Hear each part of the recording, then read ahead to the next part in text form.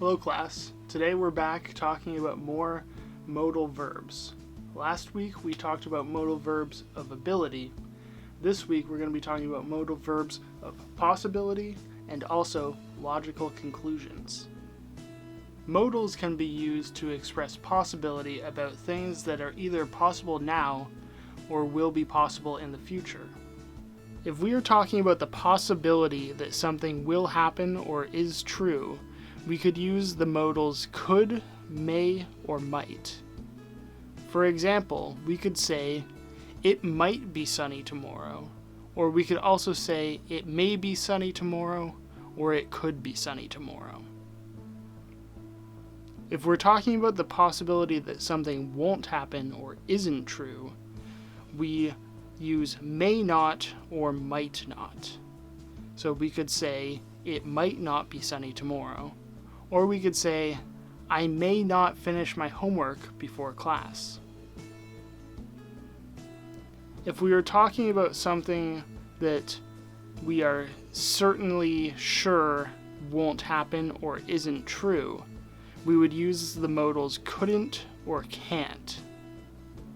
So we could say a sentence like, you can't be hungry already, we just ate.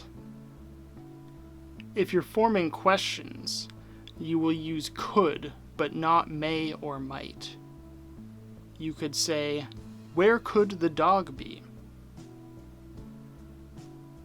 So next, we're going to be talking about logical conclusions.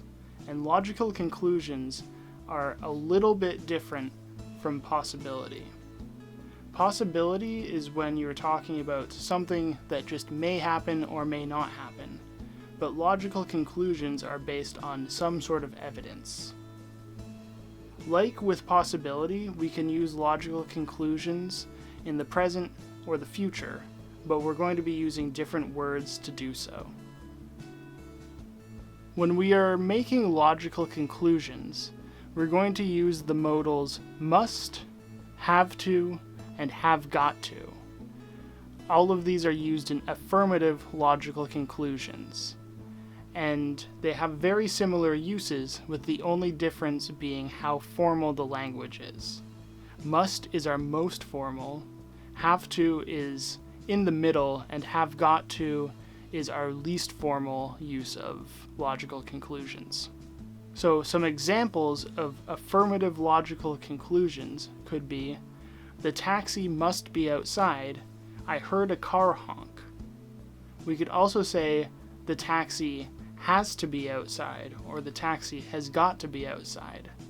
But the important thing is that we are basing this on some evidence, which is I heard the car honk. If the logical conclusion you are forming is negative, you can only use must not.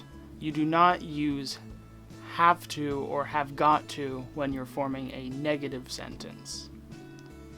So you could say, he must not have a job. He spends all day at home.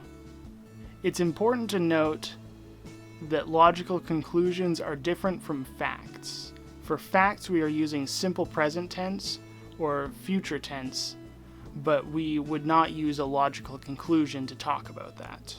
One other way that we can use modals of possibility and logical conclusions is in the progressive tense, and we can use this to talk about things in the future or in the present, but it is a continuous action in those tenses.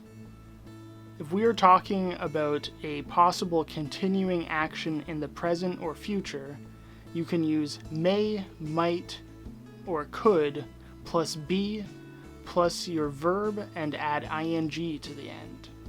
So we could have a sentence like, John might be buying lunch. I saw him in the cafeteria. If you're talking about future plans, you can form this in the exact same way. Susan might be studying English next year. She will be going to a school in Canada. If you're talking about something that is very likely to happen in the present or the future, you could use must plus be plus your verb and add ing to the end. For example, you could say, it must be getting late. It is dark outside. And finally, If you're talking about an action that is not going to happen, you can use can't or couldn't plus be plus your verb plus ing. So you could say, John can't be buying groceries, all the stores are closed now. So now you know how to use modals for possibility and logical conclusions. If you want to do some practice, I have attached some worksheets in the description of this video. After you are done with those, go into the comments and leave me 5 sentences using the modals that you just learned. We have a new video every week, so make sure to come back and check out our next lesson.